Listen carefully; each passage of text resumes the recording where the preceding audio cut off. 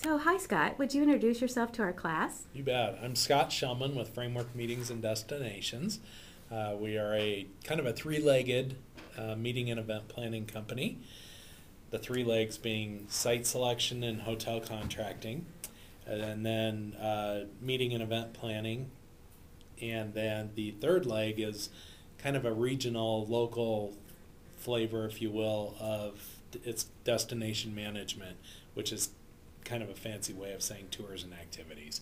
It's once groups arrive here in the Inland Empire, we'll handle their conference from there. So, how did you actually get involved in this business in the first place? Can you give us a little bit about your background? You bet. It was kind of an interesting path. Wendy, my partner, and I actually almost intersected our careers on 3 or 4 occasions. We both went through the Red Lion Hotel Company and kind of grew with that company, and ended up in the same location at the Coeur d'Alene Resort.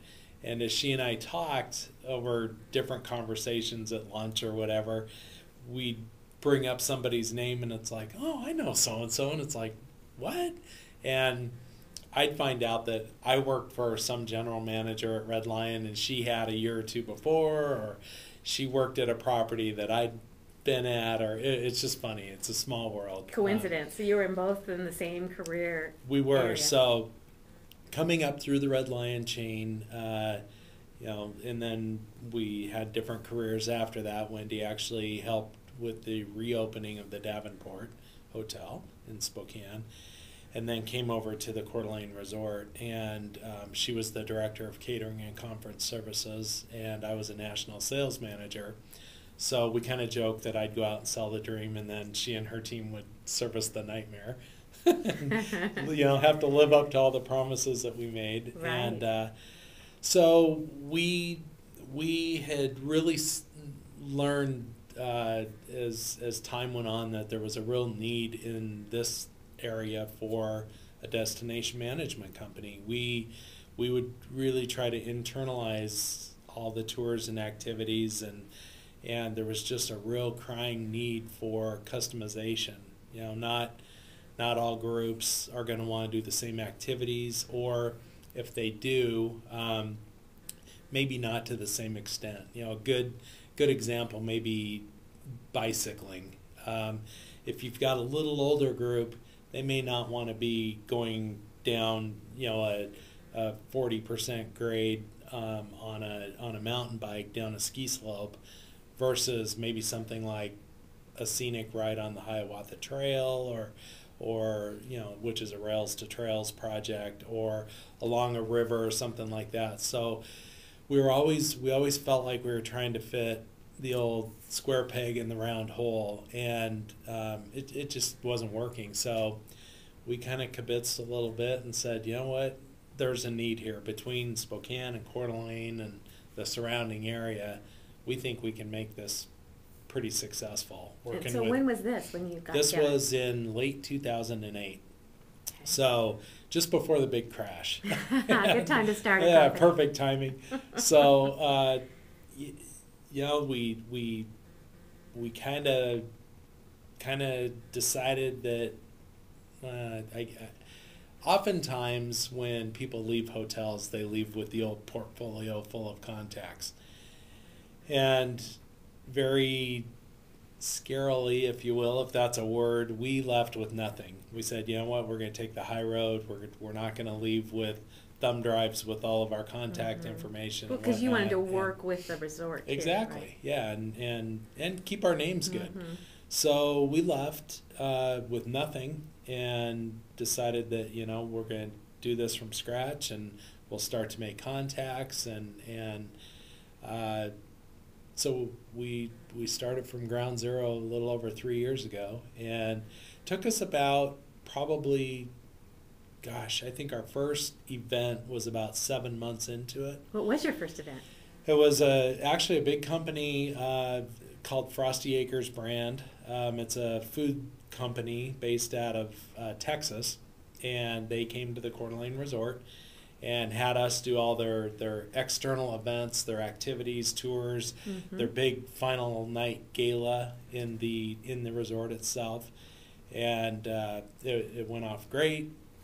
And we did then subsequently contact a couple of former clients that we had, one being Certified Angus Beef, who is now our #1 client. They're based out of Ohio. I think this year, 2011, they've done probably 15 different meetings with us, ranging from as few as 6 people, which were all vice presidents and the upper management of the company, doing food and wine show for a big Miami program, to their annual conference, which is about 600 attendees. Everything very, very first class. They really do nice programs, so it's fun. Big variety and different clientele, isn't there? Absolutely. It's kind of funny. We go from 12-year-olds playing softball based in Ohio, which kind of spawned from our Certified Angus Beef relationship. One of the planners there, daughter, is on a traveling softball team. And she said, "Gosh, would you be willing to contract hotels for us?" And That's said, that word of mouth, right? You bet, absolutely. Good marketing. So we go from groups of 10 or 12 rooms a night with the softball team to here in Coeur d'Alene, working with the Sting soccer organization, doing regional and national tournaments. We'll book their rooms for them on some of the tournaments, to a number of corporate clients doing events either locally or nationally. We really haven't done much yet internationally, which opens a whole nother scope of our business. But that's possible. Oh, absolutely. We market ourselves as international. We're certainly not afraid to go international.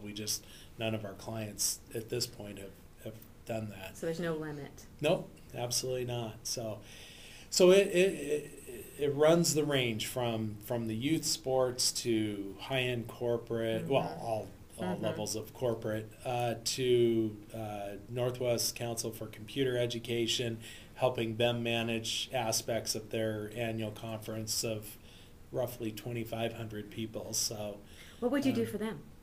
We actually do volunteer coordination, because they've got quite a volunteer pool that helps run their conference. So we help bring in the volunteers and then assign duties, make sure that they're where they need to be, when they need to be. We handle all the audio visual throughout the conference. They not only do a big general session, but about 20 to 25 breakouts at any given time, all with different audio visual needs. We do both on and off-site food and beverage. We'll set up special events for them on a couple of different nights off-site.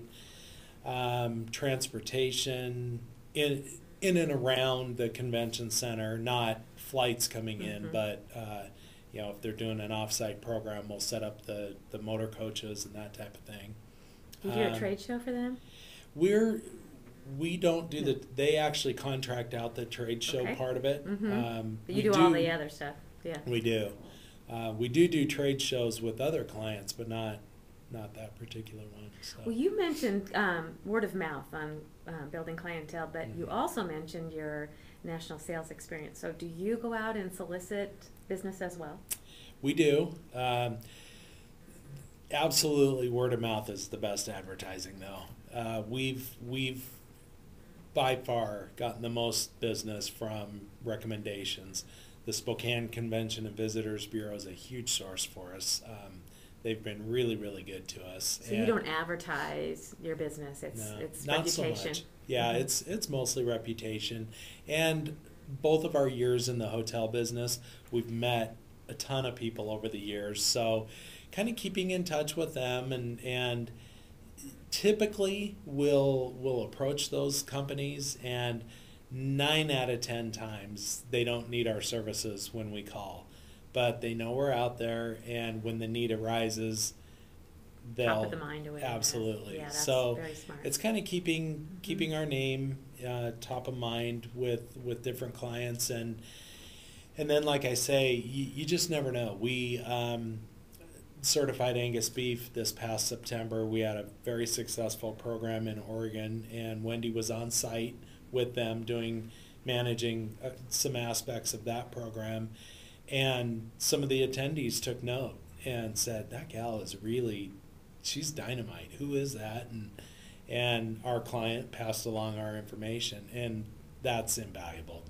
Those Fantastic. recommendations are golden. Right, reputation. Yeah. So you actually created this business from scratch, and then you contract out your services to your clients. Can you talk to us about the business part of what you do and how that works? There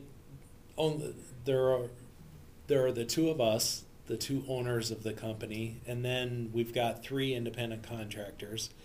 And so we're small, and so most of our business is internalized early on. We can't necessarily afford an IT department. We jokingly call Wendy our IT department. I'm the accounting department. But in going into it, we really kind of utilized systems that were already in place nationally through organizations like PCMA, the Professional Conference Management Association. Thank you. Meeting Planners International, some folks like that have got great systems in place and customized those to their programs to our needs. So those are software programs for computer-based software programs. Yeah, and we didn't really necessarily download or utilize their software programs so much as there's a meeting and event planning module out there called Apex. Right. And Apex, actually Wendy helped develop that. Did she really? Yeah. And so that's just a wealth of information. So let me ask you a question. So the Apex examples that we see online for our class were actually developed by your company? Not totally, but in part. In part, yes. See how small the world is? I know, you just never know. So yeah, that was really, really helpful as far as kind of helping guide our efforts, and part of it, frankly, was derived from our years in the hotel business. We having been in the hospitality business, had been on the opposite end of what we do now, where we're the ones receiving the RFPs and putting the proposals out and being hands-on during the conference. Well, they really go hand in hand. In our business, you really become pretty married to the people that you're working with in the hotels or convention centers or river rafting companies, whatever it is you're doing. And so it was kind of this natural progression. And a lot of folks that are in the independent meeting world have come through the hotel business because it is such a natural transformation. The hospitality end of things. Yeah. So honestly, there wasn't a huge learning curve for us, with the exception of some of the tax issues that you deal with and employment law, all the legalese type stuff, contracting. I've learned huge amounts of information. I mean, I thought I knew a lot about contracting, having done hotel contracts, but you realize that a lot of those aren't necessarily as ironclad as you might think they are. So constantly learning. We really try to be involved in our industry so that we're at functions with education and continually partake in that. Industry and association education. Speaking of education, we just jumped right into the business part of it, and we didn't talk about the educational background that you have in this area. Can we just talk about that for a minute? Tell me about that. Yep. I worked in the hotel business in high school. I was a front desk clerk and night auditor in hotels. Where was that?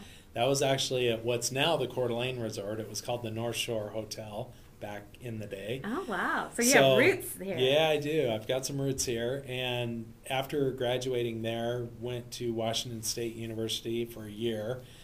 before deciding I wanted to go enjoy some warm weather, and transferred to the University of Nevada, Las Vegas, and went through their hospitality program, which has for a number of decades now kind of been one of the top 5. It's well renowned. Very well.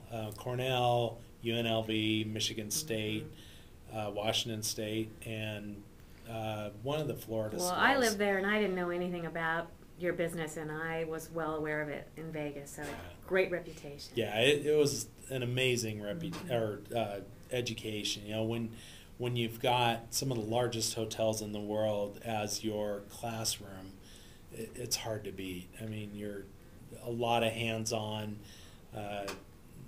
touring, internships, that type of thing. Well, so we're not able really to do that, but we're making an effort to try to provide education to people that are interested in this area. And so Vegas is one institution that it was invaluable to you in your in the background, the foundation that you had. Yep, it was, and quite frankly, the School of Hard Knocks is you hear it all the time. It sounds cliche, but once you've lived through it, through different scenarios, you realize, okay, this is what I may have done or will do differently, should have done differently that time. And you learn on the fly, That's right. It's like learning by doing. So our students will get a basic introduction to the industry and some tools of organization and understanding, but doing it is where they'll learn the most. And definitely the educational side is huge, because you do go into the real world, if you will, with some semblance of confidence, and knowing that, I've learned this, I've got a fairly good understanding of at least philosophically how this is all supposed to work. And probably the biggest thing we tell ourselves all the time going into a program is we know things are going to go wrong. That it's just a given. Whether it's fire alarms going